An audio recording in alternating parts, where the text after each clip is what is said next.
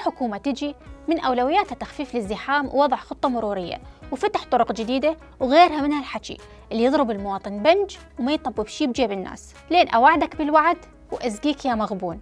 وإذا إجا مسؤول ووفى بوعده فراح يفتح الشوارع كلها ويشيل كل الصبات ومن كل المناطق إلا المنطقة الخضراء بسبب موقعها الاستراتيجي وحجمها الكلش كبير، تعتبر عاصمة العاصمة، مدينة داخل المدينة.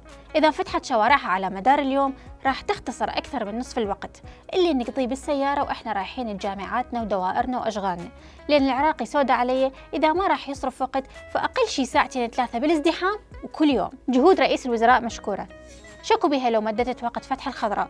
ترى الازدحام ببغداد دا يستمر للوحدة بالليل، شكوا بها كون أول رئيس وزراء فتح بغداد لأهل بغداد.